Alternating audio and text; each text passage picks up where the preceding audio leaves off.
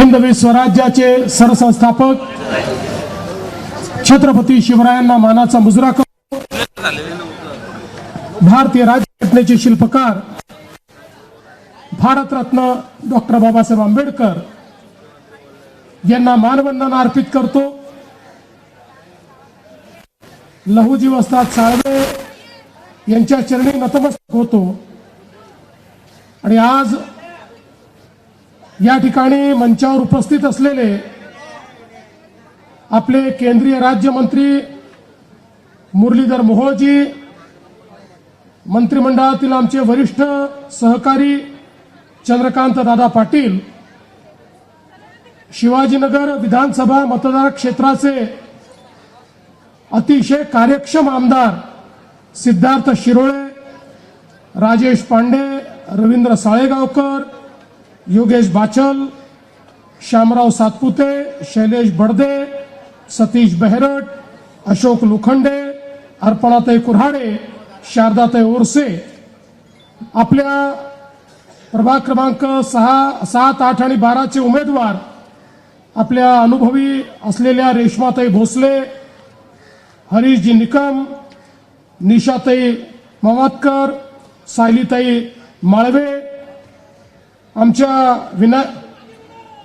विनायक आबांचं काम पुढे चालवणारे असे सनी निमण, परशुराम वाडेकर, भक्तिताई गायकवाड, सपनाताई छाजेड, निवेदिता एकबोटे, अपूर्व खाडे, पूजाताई जागडे, अमृता म्हेत्रे, मंचावरील सर्व मान्यवर, सोबतच या ठिकाणी विशेष रूपाने उपस्थित असलेले प्रभाग 9 चे उमेदवार गणेश कळमकर, लहू बालवडकर, रोहिणीताई चिमटे, मयुरीताई कोकाटे, उपस्थित माझ्या सर्व लाडक्या बहिणी आणि उपस्थित सर्व माझ्या भावांनो, आज महानगरपालिकेच्या प्रचाराचा शेवटचा दिवस आहे आणि मी असं ठरवलं की प्रचाराची सांगता ही या शिवाजीनगर मतदारसंघात करायची।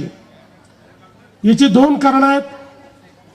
पहिलं कारण असं आहे की अर्थातच शिवाजीनगर मतदारसंघ म्हणजे आपल्या आराध्य दैवत छत्रपती शिवरायांच्या नावाने असलेला महाराष्ट्रातला एकमेव मतदारसंघ आहे आणि म्हणून मी हा निर्णय केला की इथे आपण ही सांगता करावी। पण त्यासोबत या ठिकाणी सांगता सभा घेतली तर आपल्या सगळ्यांचा आशीर्वाद मिळतो आणि भारतीय जनता पक्षाला बहुमत मिळतं आणि म्हणून मी ठरवलं हीच जागा आम्हाला शुभ आहे, या ठिकाणीच आपल्याला सभा घ्यायची आहे आणि म्हणून या ठिकाणी या सभा घेण्याकरता मी आलोय। खरं तर ही निवडणूक पुण्यात राहणारा दीन दलित गोर गरीब आदिवासी, पुण्यात राहणारा ओबीसी, पुण्यात राहणारा सामान्य माणूस या प्रत्येकाच्या जीवनात परिवर्तन करण्याची निवडणूक आहे। आणि भारतीय जनता पक्ष गेले काही वर्ष माननीय मोदीजींच्या नेतृत्वात सातत्याने एक नवीन अशा प्रकारचं पुणे तयार करण्याचा प्रयत्न करतोय। पुण्यामध्ये आधुनिकता यावी, पुण्याचं दळणवळण चांगलं व्हावं, पुण्यामध्ये राहणारा जो गरीब व्यक्ती आहे, झोपडपट्टीत राहणारा आहे, या ठिकाणी वेगवेगळ्या प्रकारे आर्थिक दुर्बल आहे, अशा सगळ्या लोकांना आपल्याला जास्तीत जास्त सोयी देता येतील, त्यांच्या जीवनात आपल्याला परिवर्तन करता येईल, या दृष्टीनं सातत्याने आम्ही प्रयत्न करतो। खरं म्हणजे मला या निमित्ताने सांगायचं आहे की काही लोकांना असं वाटतं महानगरपालिकेची निवडणूक म्हणजे गल्लीबोळामध्ये दादा तयार करण्याची निवडणूक आहे। ही गल्लीबोळातला दादा तयार करण्याची निवडणूक नाही आहे, ही शहराचं भावी नेतृत्व तयार करण्याची निवडणूक आहे आणि म्हणून या निवडणुकीकडे गांभीर्याने पाहिलं गेलं पाहिजे। आज आपण पाहू शकतो की या पुण्याचा जो सगळा वाढता परिसर आहे, या सगळ्या परिसरामध्ये हिंजवडी असेल, खराडी असेल, मगरपट्टा असेल, बाणेर बालेवाडी असेल, हा सगळा जो भाग आहे हा आता हळूहळू एक प्रकारे भारताच्या डिजिटल ट्रान्सफॉर्मेशनचा एक महत्त्वाचा कणा झालेला आहे आणि आता या ठिकाणी केवळ सेवा देणारं नाही तर निर्मितीचं शहर म्हणून देखील या पुण्याकडे आपण सातत्याने पाहत असतो. आणि म्हणून एकीकडे मॅन्युफॅक्चरिंग आणि दुसरीकडे IT या दोन गोष्टींनी पुणे हे सर्वश्रुत आहे. पण त्यासोबत आपण जर बघितलं तर साधारण आम्ही अंदाज घेत होतो पुणे हे किती आंतरराष्ट्रीय शहर आहे बघा. या ठिकाणी 90 देशातले लोक वेगवेगळ्या आस्थापनांमध्ये काम करताना किंवा वेगवेगळ्या आस्थापनांकरता काम करताना आपल्याला पाहायला मिळतात. आणि म्हणून या ठिकाणी आपण जर विचार केला तर एक मोठं ऑटोमोबाईल क्लस्टर आहे चाकण तळेगावमध्ये आणि तंत्रज्ञानाच्या क्षेत्रात सगळ्यात जास्त जी गुंतवणूक आहे ती देखील या पुण्यामध्येच होताना आपल्याला पाहायला मिळते. पुणे शिक्षणाचं माहेरघर देखील आहे, सॉफ्टवेअर निर्मितीचं माहेरघर देखील आहे आणि अर्थातच ही महाराष्ट्राची सांस्कृतिक राजधानी देखील आहे. कला साहित्य आणि सांस्कृतिक चळवळ ही देखील या पुण्यातनंच चालते. आणि म्हणून आज आपण जर बघितलं तर या पुण्यामध्ये मागच्या काळामध्ये आपल्या आशीर्वादानं पुण्याला या ठिकाणी भारतीय जनता पक्षाची 5 वर्ष सत्ता होती. त्या काळामध्ये जवळपास 35,000 कोटी रुपयाचे 220 पेक्षा जास्त प्रकल्प या पुण्यामध्ये आपण केले आणि पुढच्या 5 वर्षामध्ये जनसामान्यांच्या जीवनात परिवर्तन करणारे 44,000 कोटी रुपयाच्या प्रकल्पांचं नियोजन हे आपण या ठिकाणी केलं आहे. ज्यामध्ये प्रत्येक घरी स्वच्छ पिण्याचं पाणी आलं पाहिजे, सांडपाण्याचा निचरा झाला पाहिजे, घनकचऱ्याचं व्यवस्थापन झालं पाहिजे, सांडपाण्याचा पुनर्वापर झाला पाहिजे, जुन्या भागाचा पुनर्विकास झाला पाहिजे, झोपडपट्टीत राहणाऱ्याला मालकी हक्काचं घर मिळालं पाहिजे, कच्च्या घरात राहणाऱ्याला पक्कं घर मिळालं पाहिजे, ज्यांच्याकडे घरांची मालकी नाही त्यांना घरांची मालकी मिळाली पाहिजे. अशा पद्धतीनं एक ठोस नियोजनाचा आराखडा या ठिकाणी आपण तयार केलेला आहे. आणि हा सगळा आराखडा तयार करत असताना आपल्याला माहिती आहे मागच्या काळामध्ये शिवाजीनगर ते हिंजवडी मेट्रोचं काम आपण सुरू केलं. खरं म्हणजे देशातली PPP तत्वातली पहिली मेट्रो ही आपल्या पुण्यामध्ये शिवाजीनगर ते हिंजवडी आपण घेतली. 23 किलोमीटरची मेट्रो आहे आणि आता काम अंतिम टप्प्यात आहे. याच वर्षी या मेट्रोचं लोकार्पण देखील आम्ही करणार आहोत. त्याचं ट्रायल रन आम्ही या ठिकाणी ऑलरेडी केलाय. शिवाजीनगरचा विचार केला तर या ठिकाणी आपल्याला इंटिग्रेटेड अशा प्रकारचं एक मेट्रो बस स्टँड असा एक इंटिग्रेटेड मल्टी मॉडेल प्रोजेक्ट तयार करायचा आहे. खरं म्हणजे आम्ही पूर्वीच तो प्रोजेक्ट हातामध्ये घेतला होता पण दुर्दैवाने मध्ये उद्धव ठाकरेंचं सरकार आल्यानंतर त्याला स्थगिती मिळाली. पण आता त्याला पुन्हा आपण मान्यता दिली आहे आणि पुढच्या काळामध्ये एक अतिशय चांगला मल्टी मॉडेल हब म्हणून बस स्टेशन असेल, मेट्रो स्टेशन असेल, सगळ्या प्रकारची कनेक्टिव्हिटी असेल, अशा पद्धतीनं हे काम देखील आपण या ठिकाणी करायचं आहे. आणि त्यातनं या शिवाजीनगरच्या भागाचं एक चित्र हे बदललेलं आपल्याला दिसेल. खरं म्हणजे आत्ताच मुरली अण्णा आपल्याला सांगत होते मागच्या काळामध्ये काही लोकांनी विकासाच्या नावावर या पुण्यामध्ये इतकं बिंडोकपणे बांधकाम केलं. आपल्याला माहिती आहे मागच्या काळामध्ये युनिव्हर्सिटी रोडचा पूल बांधलेला आपल्याला पाडावा लागला कारण भविष्याचा विचार न करता केलेलं काम होतं. आता मात्र भारतीय जनता पक्षाच्या नेतृत्वात आम्ही पुढच्या 20 वर्षाचा विचार करतोय. पुढचे 20 वर्ष पुण्यातल्या सामान्य माणसाला, गरिबाला, मध्यमवर्गीयाला काय हवंय याचा विचार करून आम्ही पुण्याचं प्लॅनिंग करतोय. आणि आता जवळपास 277 कोटी रुपये खर्च करून त्या ठिकाणी आपण नवीन पूल देखील बांधलेला आहे आणि लवकरच बाणेरकडे जाणारा पूल देखील आपण त्या ठिकाणी खुला करणार आहे. आपल्याला माहिती आहे की रेल्वे अंडरपास जो आहे त्याचंही रुंदीकरणाचं काम हातामध्ये घेतलंय.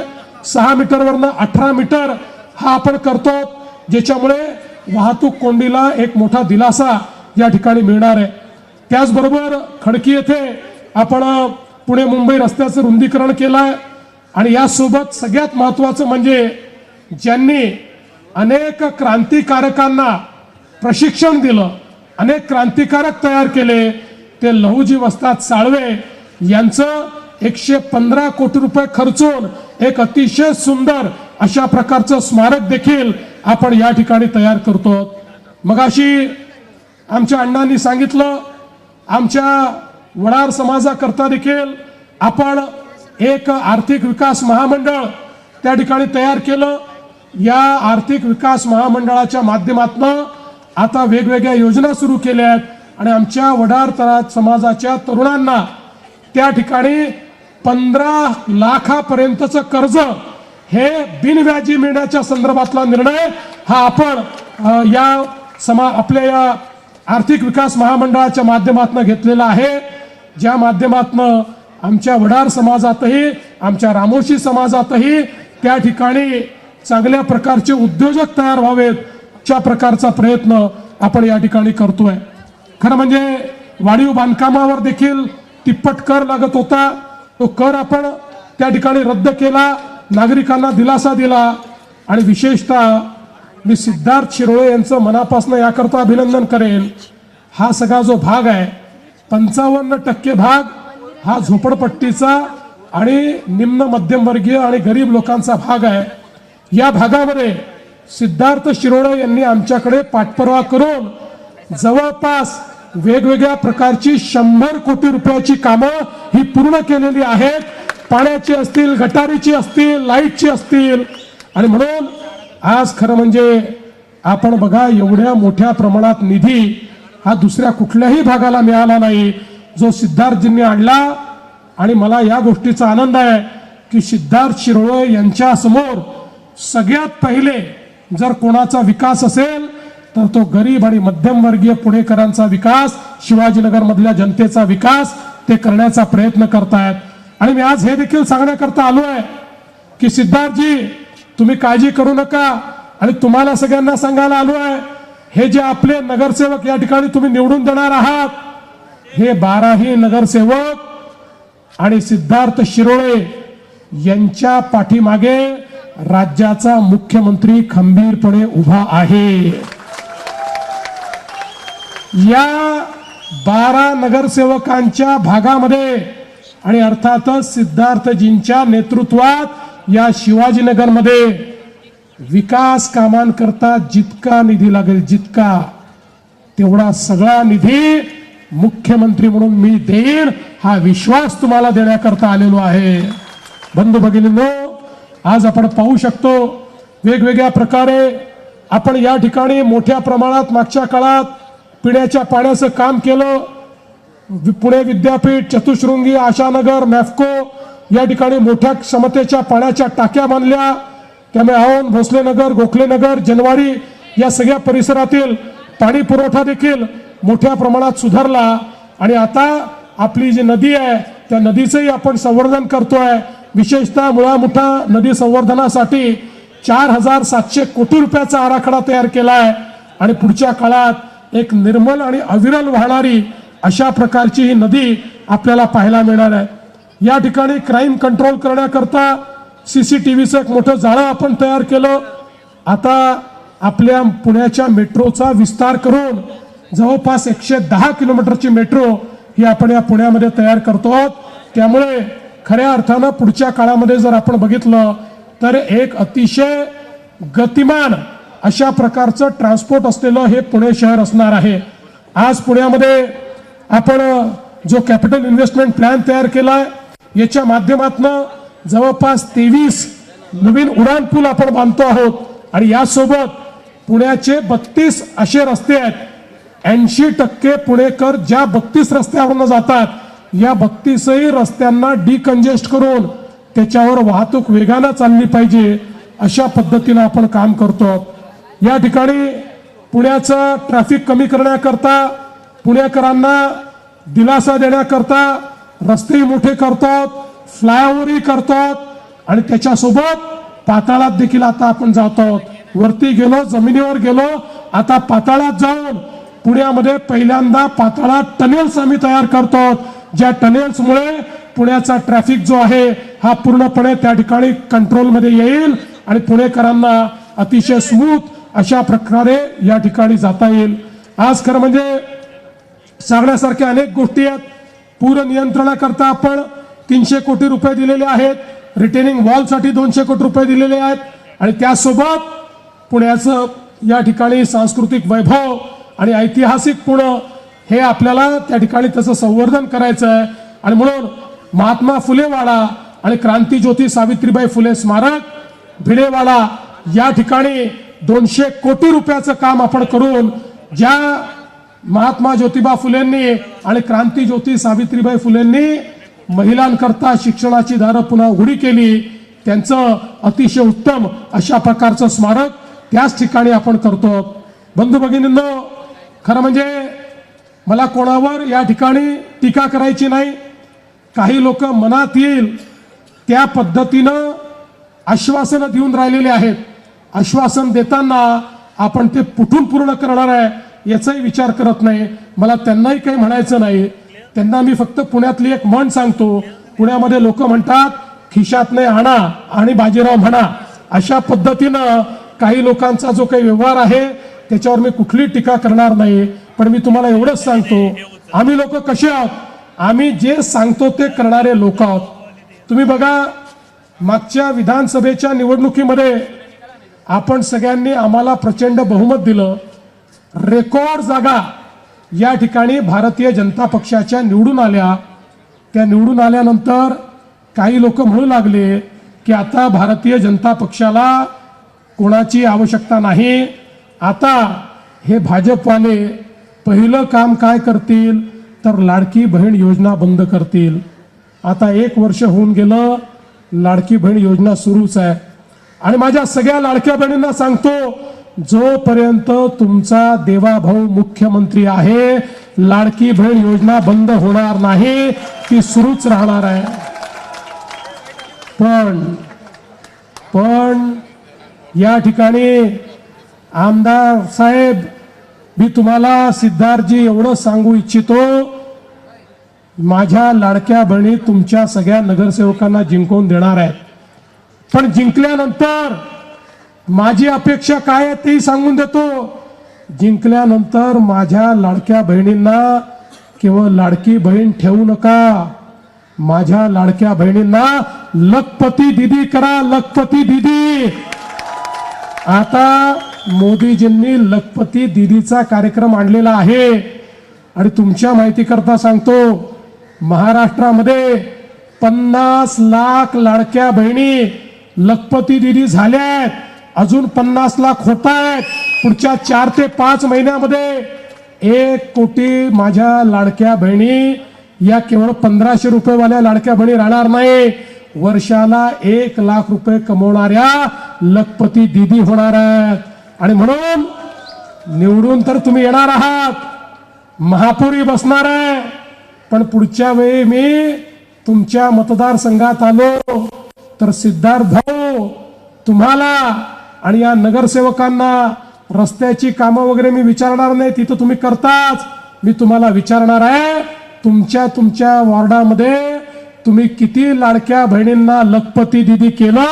आणि याच्या भरोशावरच पुढच्या काळात नगरसेवकांना जर पद पाहिजे असतील तर माझ्या लाडक्या बहिणींना त्यांना लखपती दीदी बनवावं लागेल, तरच त्यांना महानगरपालिकेमध्ये पद मिळतील. अशा प्रकारचा निर्णय मी घेतलाय. आणि म्हणून बंधू भगिनींनो, मी या निमित्ताने तुम्हाला एवढंच सांगण्याकरता आलो आहे, आम्ही तुमच्या आहोत. केंद्रात आपलं सरकार आहे, राज्यात आपलं सरकार आहे, महानगरपालिकेतही आपलंच सरकार आणायचं आहे. आणि म्हणून काय करायचं माहितीये, 15 तारखेला सकाळी उठायचं आणि उठण्याकरता घड्याळीचा अलार्म लावायचा. कुठला? घड्याळीचा अलार्म लावायचा. आणि अलार्म वाजला की घड्याळ बंद करायचं, अलार्म बंद करायचा, ते घड्याळ घरीच ठेवायचं. आणि मग आपण मतदान केंद्रावर जायचं. आणि मतदान केंद्रावर गेल्यानंतर जी मशीन आहे त्याच्यावर फक्त कमळ पाहायचं, उमेदवाराचा चेहरा आठवायचा नाही, तो काळा आहे की गोरा आहे, केस आहे की टकला आहे, काही लक्षात ठेवायचं नाही. एकच गोष्ट लक्षात ठेवायची, कमळ कमळ कमळ. एकच गोष्ट लक्षात ठेवायची, त्या ठिकाणी गेल्यानंतर कमळाचंच बटन दाबायचं, फार चिंता करायची नाही. जिथे कमळ दिसेल ते बटन दाबून बाहेर यायचं. 15 तारखेला तुम्ही कमळाची काळजी घेतली, 16 तारखेपासून 5 वर्ष तुमची काळजी आम्ही घेऊ हा विश्वास तुम्हाला देतो आणि माझं बोलणं संपवतो. धन्यवाद. जय हिंद, जय महाराष्ट्र. एबीपी माझा, उघडा डोळे बघा नीट.